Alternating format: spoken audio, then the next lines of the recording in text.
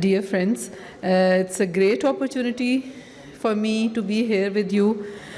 Always feel proud क्योंकि ये एक म्यूचुअल लर्निंग प्रोसेस होता है. मैं भी सीखती हूँ, आप भी सीखते हैं. शुरू करने से पहले जस्ट एक दो बातें करना चाहूँगी.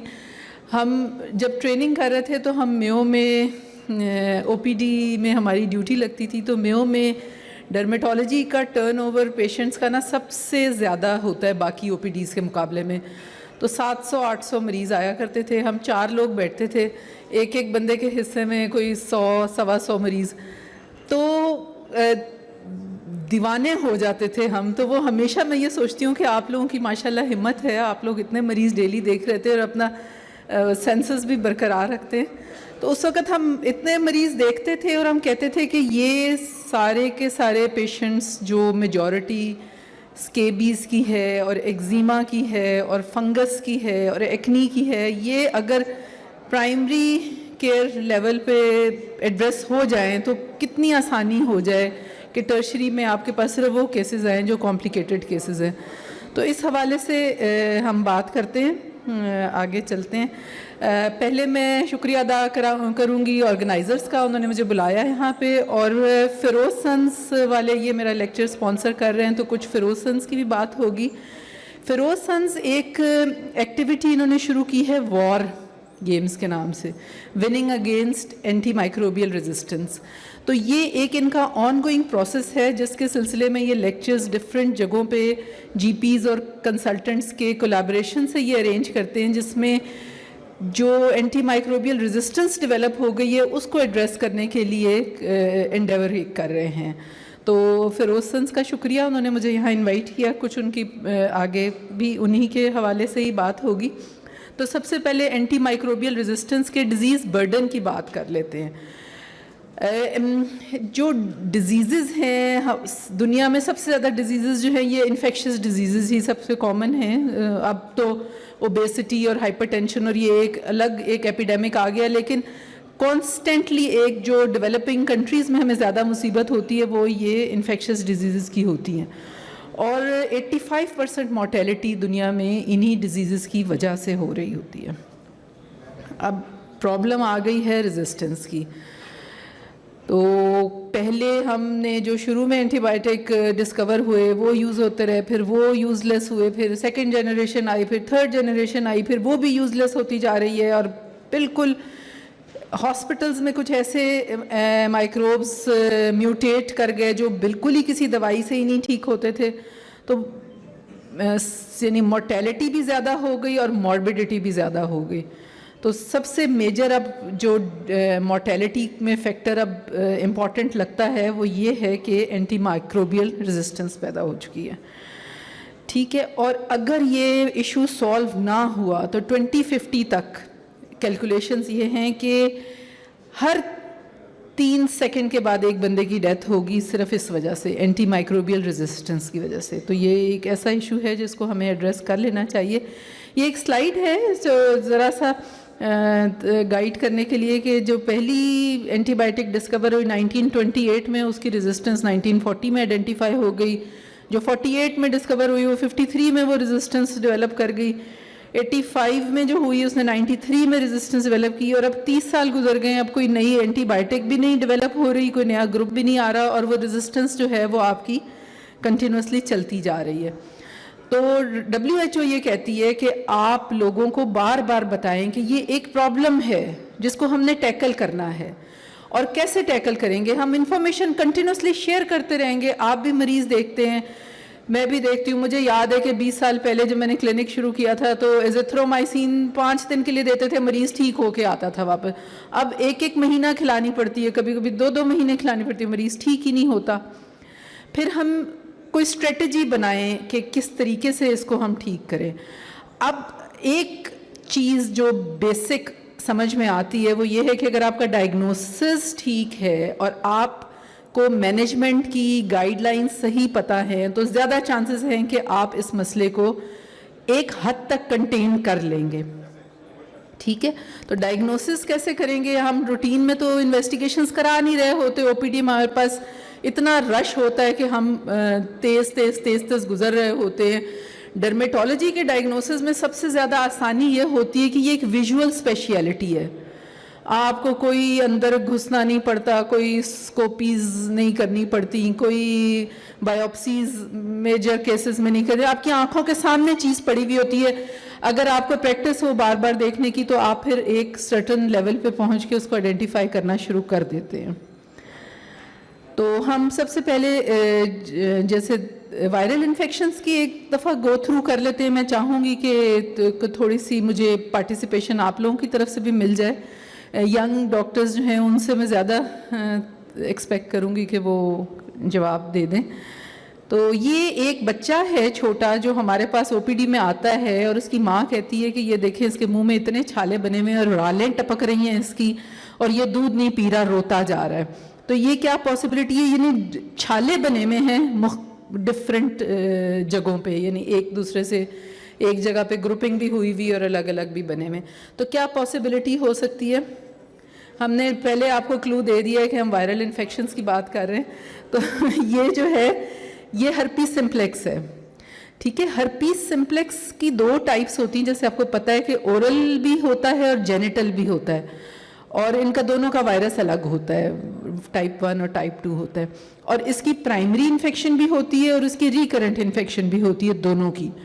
تو عام طور پہ پرائمری انفیکشن جو ہے نا وہ زیادہ سیویئر ہوتی ہے. جب پیشنٹ کو بار بار چھالے نکلتے ہیں, آگے آپ کے تو پرائمری میں یہ حال ہوتا ہے کہ پورا بائیلیٹرل ہوتا ہے اور انیبلٹی ٹو ایٹ ہوتی ہے, اور کانسٹیٹیوشنل سمٹمز بھی اس کے ساتھ ڈیولپ ہو سکتے ہیں. ٹھیک ہے, یہ کیا ہے؟ ٹھیک ہے, یہ بھی اسی طرح ویزیکولر ایرپشن ہے, اور یہ ہرپیس وائرس, ہرپیس سمپلیکس وائرس جو ہے نا وہ میوکوکوٹینیس جنکشن پہ زیادہ اٹیک کرتا ہے, کیونکہ وہ جگہ زیادہ ولنریبل ہوتی ہے جس میں اوپننگ ہو سکتی ہے, کٹ لگا اور اس کے اندر سے جراثیم اندر چلا گیا.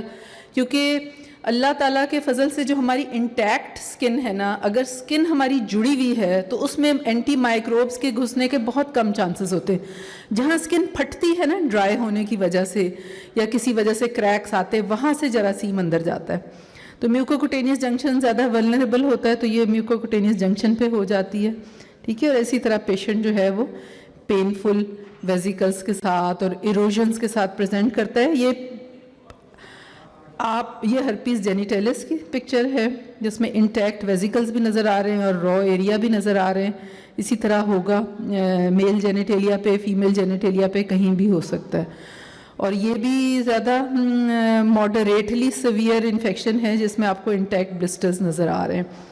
پھر جب ایک دفعہ مریض کو ہو جاتا ہے, پہلا ایپیسوڈ آپ اس کا ٹھیک کر لیتے ہیں, اس کے بعد جب اس کو ریکرنٹ انفیکشن ہوتی ہے جس کے مختلف ریزنز ہوتے ہیں, بخار کے ساتھ ہو جاتا ہے, سن لائٹ میں زیادہ جانے کی وجہ سے ہو جاتا ہے, سٹریس کی وجہ سے ہو جاتا ہے, چوٹ لگ جائے تو ہو جاتا ہے ریکرنٹ, تو وہ اتنا سیویئر نہیں ہوتا, وہ 6-7 دن کے بعد آٹومیٹیکلی ریزالو ہو جاتا ہے.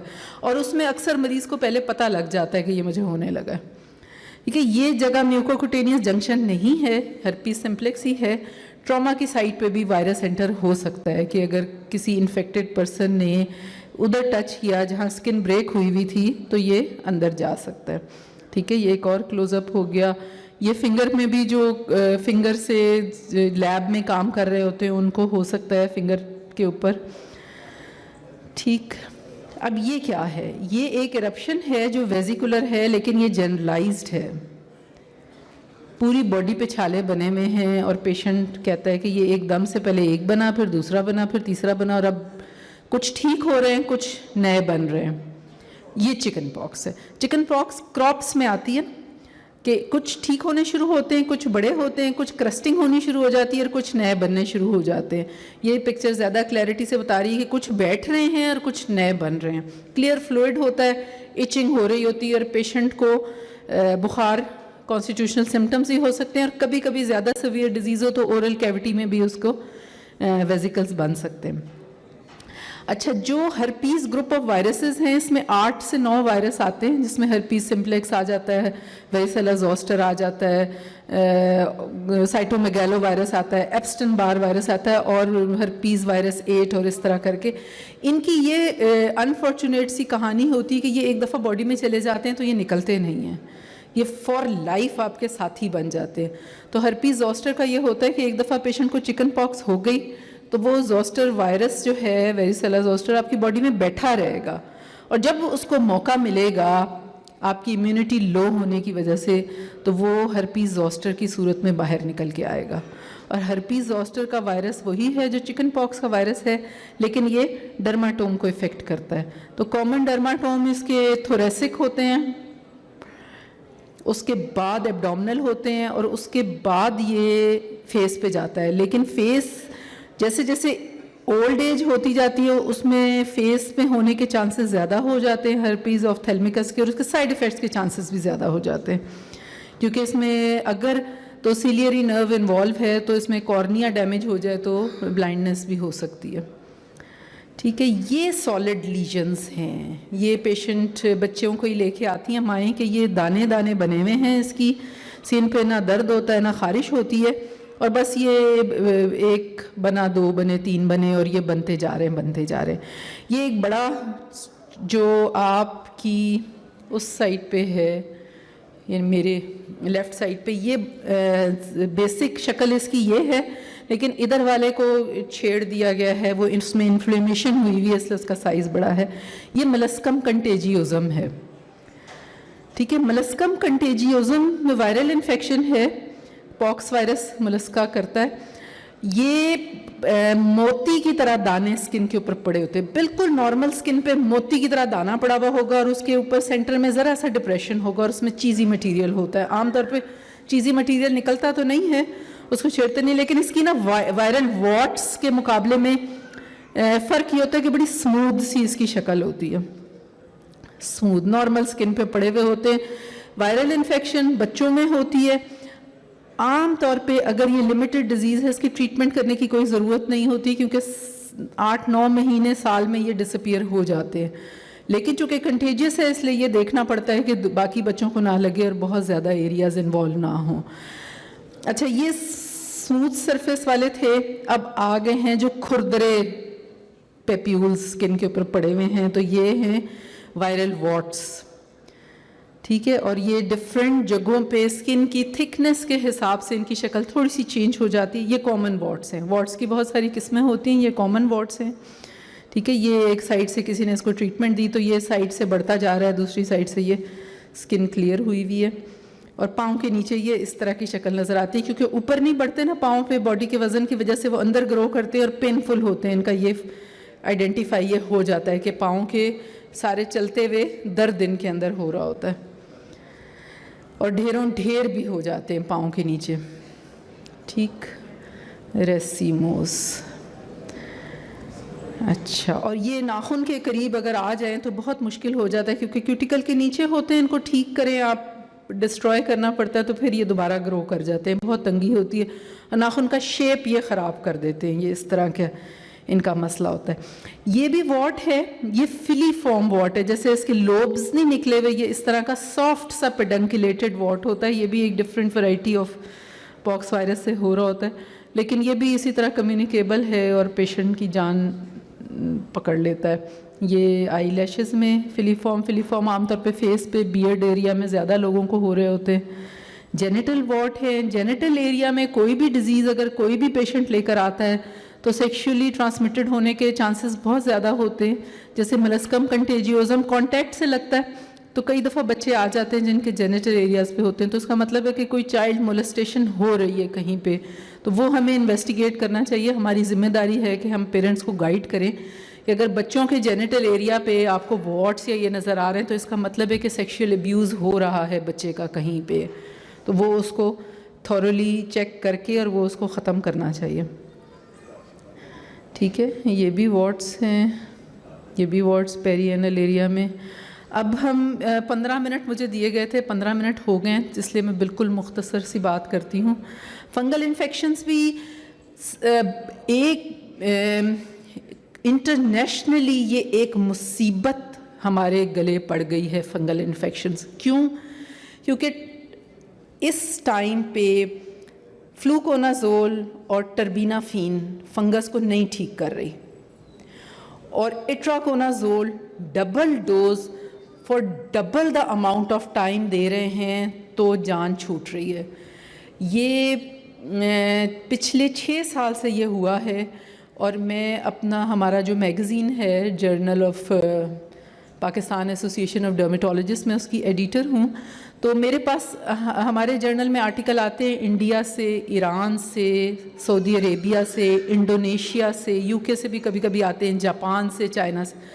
हर जगह ये मसला हुआ है कि पेशेंट्स ठीक नहीं हो रहे, फंगल इन्फेक्शंस जो हैं वो ठीक नहीं हो रही, और इतना ज़्यादा इकोनॉमिक बर्डन फैमिलीज़ के ऊपर है कि हज़ारों लाखों रुपए और years and years of morbidity कि मरीज़ खप गए हैं इलाज कर कर के, तो जान ही नहीं छूटती। अब ये थैंक्स टू फिरोज सन्स इन्होंने वोरिकोनाजोल एक यहाँ लॉन्च कर दी है, तो कुछ साए ऑफ रिलीफ मिला है। वोरिकोनाजोल नई ड्रग है, नई ड्रग से आपको डर ही लग रहा होता है कि जब आप नई ड्रग सुपरफिशियल फंगल इन्फेक्शंस के लिए, क्योंकि डीप के लिए तो ये पहले यूज़ होती रही है इंजेक्टेबल फॉर्म में, सुपरफिशियल के लिए अब FDA ने अप्रूव की है, तो ये थोड़ा सा डर डर के हम यूज़ करते हैं। और इनकी अपनी रिकमेंडेशन यही है कि फर्स्ट लाइन थेरेपी के तौर पे नहीं यूज़ करना चाहिए। जो पेशेंट ट्रीटमेंट फेलियर के साथ आया है कि जी मैंने इट्राकोनाजोल भी खा लिया और टर्बीनाफीन भी खा लिया, उसके लिए फिर आप ये रिजर्व। तो अब कुछ साई ऑफ रिलीफ डॉक्टर्स को मिला है कि मरीज़ अब ठीक होने शुरू हो गए हैं, वरना नहीं ठीक हो रहे थे, एक अजाब पड़ा हुआ था। तो ये पिक्चर्स आपको डिफरेंट नज़र आ रही हैं। आपको टीनिया पीडस नज़र आ रहा है, आपको टीनिया कॉर्पोरस नज़र आ रहा है। टीनिया फंगल इन्फेक्शन क्लासीफाई होता है जगह के हिसाब से, सर पे है तो कैपिटस है, पाँव में है तो पीडस है, बॉडी पे है तो कॉर्पोरस है, टोज नेल्स में है तो टीनिया अंगवम है, ग्रोइन में है तो टीनिया क्रूरस है। इस तरह इसको लेबल करते जाते हैं। और ये क्लिनिकली आपको फ़र्क ऐसे नज़र आता है कि बहुत वेल डिमार्केटेड होता है ये, इसके बॉर्डर्स। आप इसको कंफ्यूज कर सकते हैं एक्जिमा के साथ, जैसे वो उधर एक्सट्रीम लेफ्ट पे जो पिक्चर है पाँव के ऊपर नज़र आ रहा है। कई दफ़ा शू डर्मेटाइटिस भी इस तरह प्रेजेंट करता है कि जूता जहाँ ऊपर टच हो रहा होता है स्किन पे, वहाँ पे इसी तरह रेडनेस हो रही है और स्केलिंग हो रही है और इचिंग हो रही है। लेकिन इसका बॉर्डर देखें तो बिल्कुल ऐसे आप पेन लेके तो लाइन लगा सकते हैं, जबकि फंगस में आप ये नहीं कर एक्जिमा में ये नहीं कर सकते। एक्जिमा का इल डिफाइंड बॉर्डर होता है जो स्किन के साथ जाके मर्ज कर जाता है, लेकिन फंगस अपने बॉर्डर के साथ साथ आगे चल रहा होता है। देखिए बिल्कुल वेल डिमार्केटेड एक पिक्चर आपको नज़र आ रही है फंगस, और सेंट्रल क्लियरिंग होनी शुरू होती है तो वो रिंग बन जाता है। ठीक है, ये भी पेशेंट की सेंट्रल क्लियरिंग भी हो रही है, कुछ हाइपर पिगमेंटेशन भी हो रही है कुछ एरियाज़ में, और एक्टिव रेड सा बॉर्डर कुछ जगहों पे आपको नज़र आ रहा है जो आगे चलता है। ठीक है, ये जो इंफ्रा मेमोरी एरिया में और जो एक्जिला में दिखा रहे हैं ये कैंडिडाइसिस है। कैंडिडाइसिस की ख़ास निशानी होती है कि ब्रिक रेड एरिथीमा होता है, फोल्ड से शुरू होता है और उसके ना सैटेलाइट आगे नुक्ते नुक्ते नुक्ते उसके चारों तरफ नज़र आते हैं जो पस्ट्यूल्स होते हैं। ठीक है, तो वो पूरा मेजर जो एरिया है वो रेड शीट की तरह होगा, लेकिन साथ उसके सैटेलाइट पस्ट्यूल्स नज़र आएंगे, तो ये कैंडिडाइसिस है। और मैसरेशन तो उसका एक फीचर हो ही जाता है। ठीक है, ये भी टीनिया के पेशेंट, टीनिया फेस पे taenia infection, fungal infection diagnose करना ज़्यादा मुश्किल काम है। क्यों? क्योंकि फेस धुल रहा होता है बारी बारी, तो फेस पे उस तरह प्रेजेंट नहीं करते रिंग्स, करते भी हैं अब तो, चूँकि इतना कॉमन हो गया तो हमें आते रहते नज़र, जिनमें बड़ा क्लियर कट बॉर्डर आपको मिल जाता है कि ये, यानी आपने कोई एक रेड और स्केली लीजन स्किन पे नज़र आया तो आपने सबसे पहले ये गौर करना है कि इसका बॉर्डर क्लियर है कि नहीं है। अगर कहीं आपको बॉर्डर उसका सही क्लियर नज़र आ गया तो इसका मतलब यही होता है क्लिनिकली कि फंगस है। तो फेस पे बॉर्डर वगैरह का कुछ पता नहीं लगता, बहुत मुश्किल से नज़र आता है। फेस पे आपको रेड कलर के दाने ही नज़र आएंगे, इची नज़र आएंगे, और पेशेंट यही कहेगा कि अच्छा भला मैं ठीक था, अब ये 6 महीने से ये मुझे हो रहा है, और यहाँ मैं स्टीरॉयड लगाता हूँ वहाँ मुझे और हो जाता है। तो ये आपको इंडेक्स ऑफ सस्पिशन हाई रखना पड़ेगा, स्क्रैपिंग फंगस की बार बार करवानी पड़ेगी, ایک دفعہ نیگیٹو آ جائے بالکل آپ رول آؤٹ نہیں کر سکتے. تو میرا خیال ہے کہ ہم اینڈ پہ پہنچ گئے ہیں. Thank you very much. تو ہوپ فلی ایک اوور ویو ہی دینا مقصد تھا.